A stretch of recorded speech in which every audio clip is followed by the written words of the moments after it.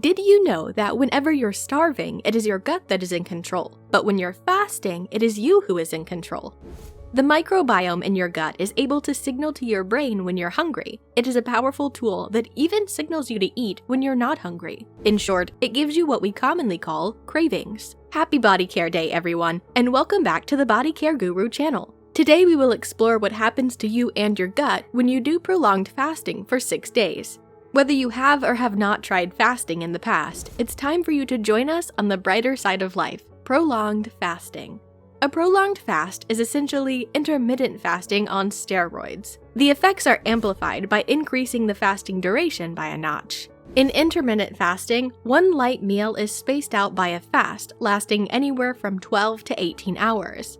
In prolonged fasting, you abstain from eating for 48 hours to 7 days or more. Long-term fasting is best viewed as a supplement to a healthy lifestyle, rather than a quick fix for weight loss. Here are the 3 key benefits of prolonged fasting. Anti-aging. Human growth hormone, or HGH, is released in response to fasting, and its effects include increased metabolic rate, fat loss, and a more youthful appearance. Although HGH production decreases with age, the research found that it surged by 500% after fasting for 2 days, leading some to nickname HGH the fountain of youth. Improved memory. Memory loss becomes increasingly common as we become older. The hippocampus, which is important for memory, can benefit from prolonged fasting because it promotes the repair and replacement of damaged brain cells. Autophagy. The body's inherent cell recycling machinery is put to good use during a prolonged fast. When you go without food for an extended period of time, your body will initiate autophagy to recycle and replace old, dysfunctional cells with fresh, healthy ones.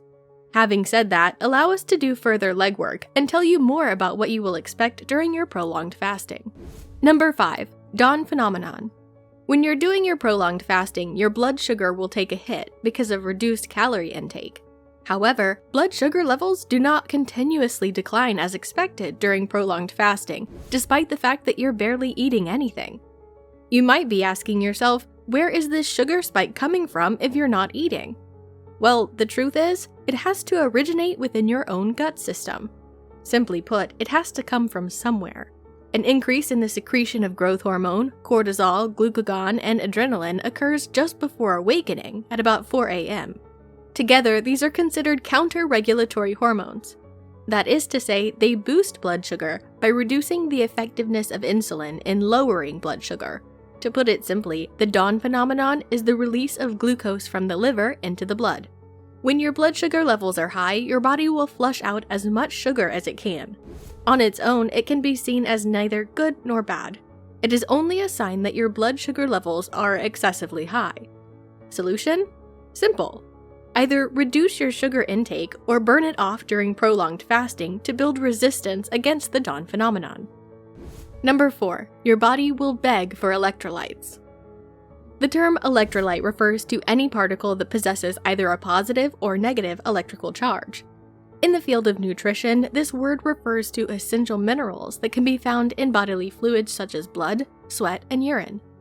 The positive and negative ions created when these minerals dissolve in a liquid are essential to a number of bodily functions, including proper nerve and muscle function, maintaining acid-base balance, and keeping you hydrated.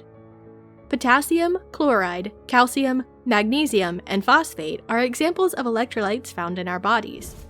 Think about an electric battery for a second. Well, a human body is like a battery.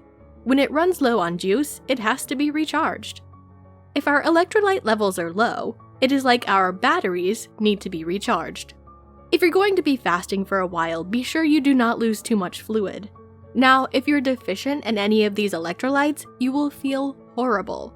You will experience the full gamut of unpleasant symptoms, from fatigue and drowsiness to aches and pains and gastrointestinal discomfort. This is due to the fact that these minerals are heavyweights. They play a critical role in controlling how our muscles and nerves work. They help maintain fluid balance. They normalize your body's pH. Basically, just the fundamentals that keep you alive and mobile. That begs the question, how can you restore your electrolytes when you're not eating anything? The basic rule is to consume a mixture high in sodium, potassium, and magnesium, and low in sugar. When you're doing prolonged fasting, you'll be deficient in these minerals, so make sure you take electrolyte supplements to help you finish your fast. For more details about these supplements, check the video description below. When fasting for 6 days, it is recommended that you take in 5,000 milligrams of sodium, 4,700 milligrams of potassium or potassium chloride, and 600 milligrams of magnesium or magnesium malate daily to keep your electrolyte levels stable. Number 3. Rising levels of ketone. If you monitor your blood or breath ketone levels, for instance with the Ketone Mojo blood ketone meter, you will see that they gradually increase after 24 hours of fasting. Each morning of a multi-day fast will also see a rise in your ketone levels. When your ketone levels go up, it means your liver is breaking down fat for fuel and producing ketones. Aside from glucose, ketones are the body's most efficient alternative fuel for the brain and other organs. In addition to the obvious health benefits, though, having a lot of them in your bloodstream has a number of other advantages as well. Ketones, like hormones, have been shown through groundbreaking research to act as signaling molecules, initiating cellular processes and even altering gene expression to boost stress resistance. Ketones may protect DNA from damage and activate genes involved in fat metabolism. According to studies conducted by John Newman of the Buck Institute for Research in Aging, a cycling ketogenic diet, which is a diet that involves adhering to the standard keto diet for 5 to 6 days per week, followed by 1 to 2 days of a higher carb intake, extends the healthy lifespan and memory of aging mice. Who doesn't want to live forever young? Well, the secret may be lying in prolonged fasting. Number 2. Hunger and sugar cravings. If you want to know if you'll be hungry during a modified water fast, the answer is yes. But don't panic. Hunger is not a sign of failure or poor fasting practice. The drop in blood sugar levels is the main reason for hunger. However, after your body adjusts to prolonged fasting, the swings in glucose will have less of an impact and the hunger feelings will subside. The sensation of, I have to eat right now, usually fades away after you get into a regular routine of fasting.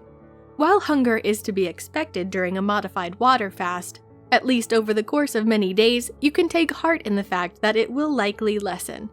Try to divert your attention from your hunger pangs by drinking some water or herbal tea. Start distracting yourself from your hunger by doing something else. If you're an exercise fanatic, you may go for a stroll. This way, you don't have to worry about breaking your prolonged fast too soon. Number 1. Knowing when to break your fast. How your body responds when you push it to its limits is highly personal and dependent on a variety of factors.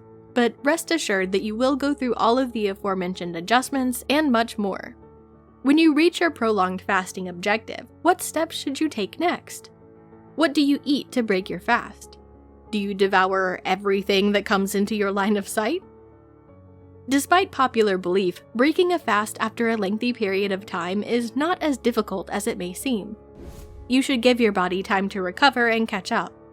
Allow 30 to 60 minutes in between your first few meals, which should consist of a sip of orange juice, a quarter of an orange, soft foods, and eventually a light meal. Eat a light lunch and take your time to ease back into eating. When breaking a fast, it is advisable to eat something that is high in healthy fats and low in starchy carbohydrates. Additionally, the greatest foods to eat to break a fast include traditional medicines like bone broth or diluted apple cider vinegar. Is prolonged fasting advisable for everyone? The simple answer is no, or at least it's not advisable for some groups of people. People having anorexia and expectant mothers should not try any form of fasting because their bodies need more calories. Cancer patients can enjoy the autophagy benefits of fasting, but they should do so with the guidance of a doctor. For the rest of us, we have no reason not to try prolonged fasting, especially if we have already aced intermittent fasting. The process of digestion, assimilation, and excretion are all designed to occur involuntarily, whereas the process of ingestion is designed to be done of our own free will. But is it? As a matter of fact, we have delegated decision-making power to our bodies. It is time we renegotiate our relationship with food and take the driver's seat when it comes to when, what, and how we eat. Until then, prolonged fasting or any form of fasting will be an unattainable dream. Subscribe and turn on notifications so you don't miss more videos about health and wellness and much more. Check out these videos to keep caring for your body, and I'll see you in the next video. Take care!